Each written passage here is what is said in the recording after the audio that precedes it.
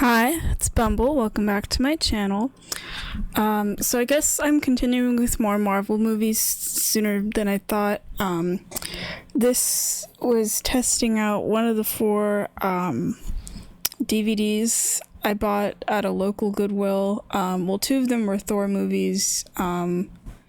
The other two, I think, aren't Marvel movies. But now, with watching this one, not that it was the greatest thing on earth or anything, I'm just gonna be watching more Thor movies. It's crazy. It's like, I bought this one in Ragnarok, so like the first one and the third one, on DVD. Now I own them. And then I was talking with my friends, and I was like, hey, I want to watch the second one, and someone in the group's gonna like rent it on YouTube TV, and we're gonna watch it as a group today. So I actually get to watch these in order, except for the fourth one. Maybe, I mean, that's like the newest one. I don't expect to watch it for a while. But yeah, I guess I'm watching these now, and then at some point I'm gonna watch Avengers. I don't know where the first Avengers like fits in with that, but I have to go back to it eventually. Anyway, this was all right. It's kind of weird for me watching this because like the only Thor movie I'd ever seen was Ragnarok, which is like the third one, so I was kind of already used to how the characters were in that. And this one, if I'm just kind of a little bit comparing the two, because that other one's my only frame of reference, this one is definitely more serious. The other one's like a bit more lighthearted. But I understand, like this one I thought was like just okay. Like it's good as a movie. It's just, also the one that's like the origin story of like setting up all the characters and stuff. So I know it gets like funner from there.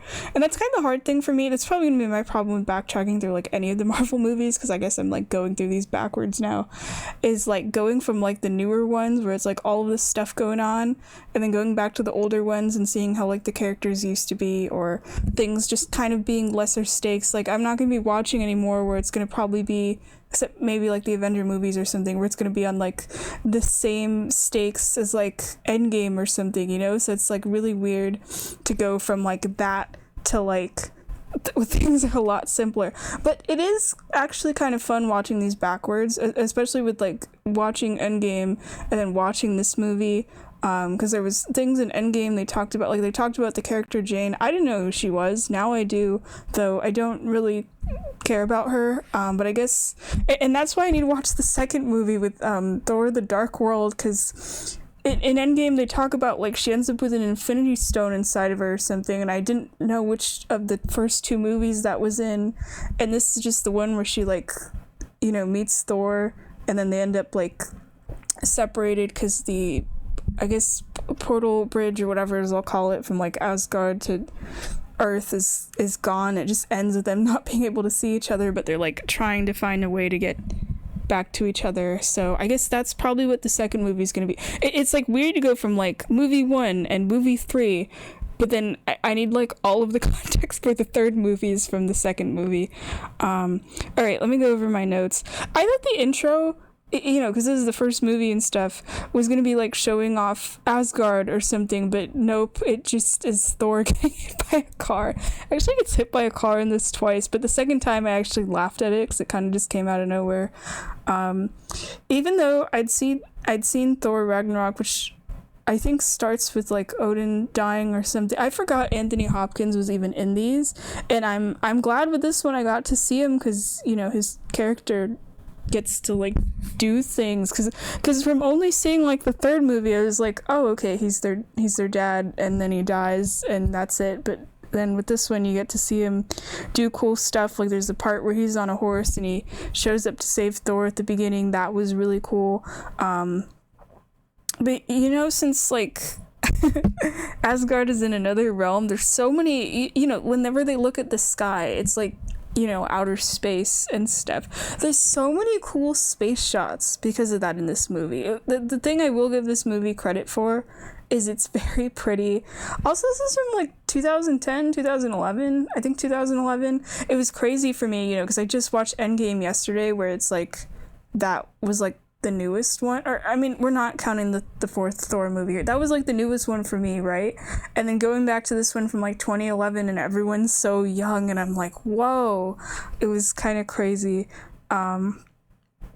Let's see. So this one, It's about these like frost giants, and also Loki being seeing Loki as a character in this, both him and Thor, was like so weird for me, because like this is before they have any of their character development. Like, I feel like, you know how Thor, he starts out at the beginning of this movie like kind of immature and a bit vain, and then at the end he's like humbled by his like journey to Earth and stuff, and he's kind of chilled out a bit more by the end, and that's kind of more of how I'm used to from like the later Marvel movies and stuff. So it was really weird seeing him like that. Or I'd heard about, you know, in the other ones of like Loki being adopted, and I didn't really know much about that, but they gave the whole ass like explanation here, where there's these like frost giants, with Loki being like adopted from them. There's this really dramatic, I guess I'm going into my notes about Loki. I didn't plan to, but the frost giant thing was like one of my first notes, and I'm like, wait a minute, I guess I gotta talk about that.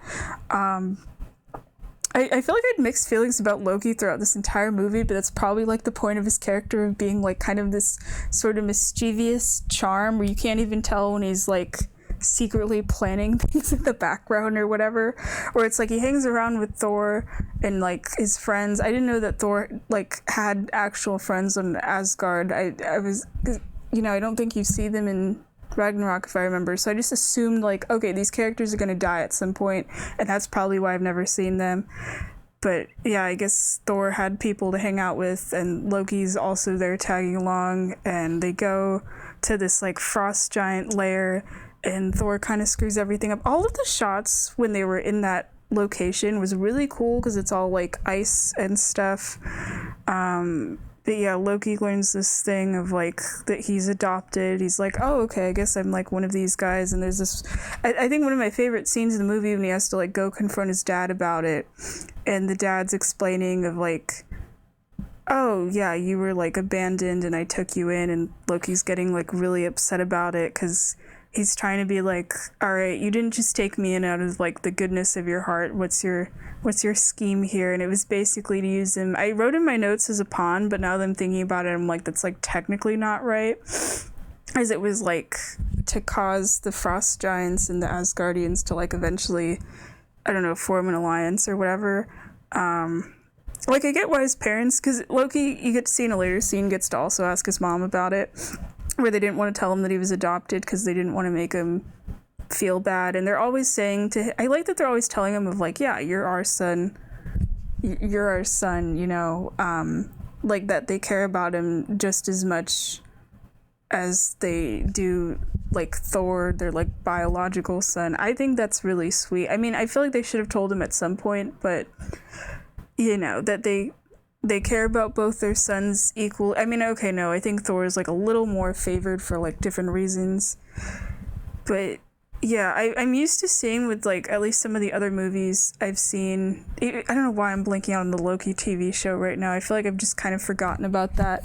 It's like gone out of my memory. So ignoring that, just talking about the movies and from what I've seen, Loki always seems like really chill. So then to have that scene where he's like confronting his dad about being adopted and he gets like really emotional kind of threw me off a bit.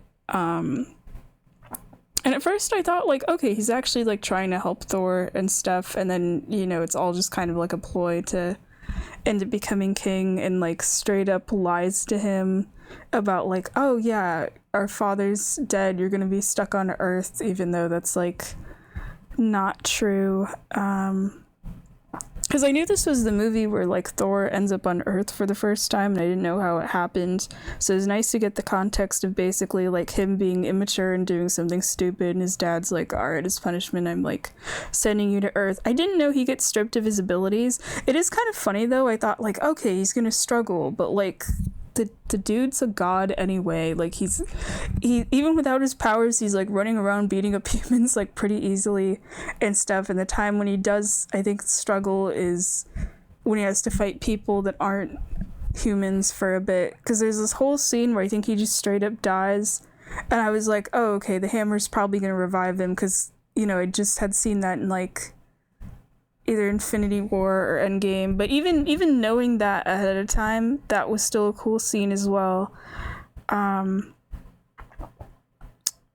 What else? The part when Thor's hammer ends up landing on Earth, And like Thor, oh yeah, because this takes place in New Mexico, which I thought was pretty cool. I've actually been there, so it was like, not that there was things in the movie there that I recognized. It could have just been not filmed in New Mexico, but I was like, cool, because I have like relatives from there and stuff. But yeah, Thor's hammer landing on Earth, and then there's this one scene where it shows these like 20 random guys, and they're all trying to like pull the hammer, to the point where I swear one of them was like just straight up throwing a barbecue. They were making like a whole ass event about it. That was actually pretty funny. Or there's a part later, not that it's funny, but I'm just thinking about like all the other people that try and pull the hammer out. Loki, I think Thor gets arrested by like the Shield people. Yeah, I think they're called Shield. Oh yeah, Hawkeye's in this too. I didn't even know about that. I forgot that he like works for them officially and stuff, where there's a part where Thor's trying to like sneak in to try to take his hammer back, and Hawkeye's like talking to someone on like a walkie-talkie and being like, hey, do you want me to just take this guy out or whatever? So I guess that's going to be interesting when I get to watch the original Avengers. But anyway, Loki also tries to take the hammer at one point and just cannot do it. I guess he's just never worthy. Oh,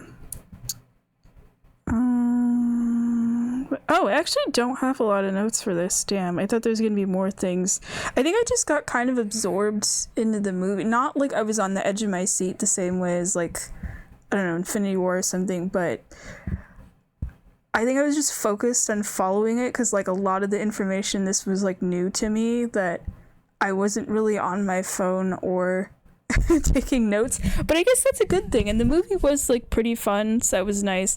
I actually thought Thor was going to end up spending like more time on Earth. I mean, he was, but I was kind of half expecting it to be like a sort of fish out of water thing for like a bit longer, of him not really knowing how to like interact with humans and stuff, but that actually only lasts a little bit, but I think that was fine.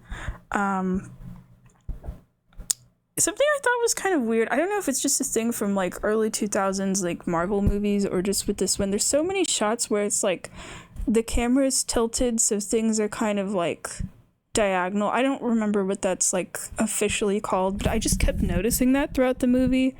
I thought it was kind of weird. I didn't really understand that, but that was just something I kind of had to make note of. Thor and Loki, they have a fight at the end, and the fight was really cool. I wish I could have enjoyed it more, but unfortunately, my parents were both downstairs at that point of the movie. They were like talking and doing stuff. I think someone had come home from like grocery shopping or whatever, so it's like I'm trying to get into this fight, but then people are talking in the background. It was kind of distracting. I probably need to just find like a clip of it online and just like watch that specific part again, because it was really cool, but I wasn't like 100% focused because of that. It was nice like getting to actually see them fight and stuff. And then I'm curious about Loki anyway, because he ends up, they're like fighting on top of this bridge. I think it's called the Bifrost. And then Loki lets himself fall off the bridge like on purpose. I don't remember if he's in Ragnarok, probably. I honestly just don't remember. But I'm assuming he's going to be in like the next movie for the Dark World. I feel like that movie's probably not going to be good, just because I told a friend of mine, like, hey, for the movie night, I changed my mind, I want to watch this, and then someone else in the chat asked, like, why are we watching this movie? But it came across to me in a way of, like, being concerned of why we're watching this movie. So I don't know if it's good or bad. Hopefully it'll be okay. Even if it is bad, I'm gonna have to watch it anyway, because like that's the movie that's gonna give me like all the context for like the stuff from Endgame. That's my problem with having to watch all these backwards, but that's just kind of the way that things turned out. But the nice thing is I do at least have Ragnarok on DVD, and I remember I actually really liked that one. It was kind of funny going into it where as I was watching, I didn't think like, oh, I don't know anything about the other movies and being sad. I was just having fun, so I'm actually looking forward to watch that again. And then there's a fourth one, but I think that's probably too new to end up on. That's not going to end up on like anyone's DVD on Goodwill or something, unfortunately. So I'll have to see if I can like get that off, like rent it on YouTube or whatever. Anyway, so you're going to get at least review videos from me on the next 2 movies. I don't know, in the 4th, and then at some point I gotta go back to the original Avengers. I just, you know, actually, let me look it up. I need to, like, the full list, or I guess specifically when,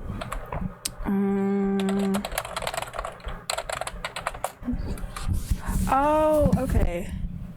Damn, I might actually have to watch Avengers now. Shit. Because I think that came from like 2012, and Thor the Dark World's from 2013. I was gonna watch that in like the reverse of watching Avengers after, but now I'm gonna end up getting more confused. My problem is it's currently 5 p.m., so I don't have enough time. Oh, that's gonna make things confusing. That's okay. I might just have to suffer the consequences of that. Because I was actually in the middle of watching the original Avengers, but I had like an hour and a half left. I might watch that in like pieces, so you're gonna get like a weird review from me of that where it's watched over like multiple days. We'll see. I don't know which one's gonna be next, but yeah, that's my thoughts on the original Thor. It was nice to like finally be able to see it. I don't think I like it enough where I'm like happy about having it on DVD, but it's still good. I'll probably watch it again at some point. All right, bye bye.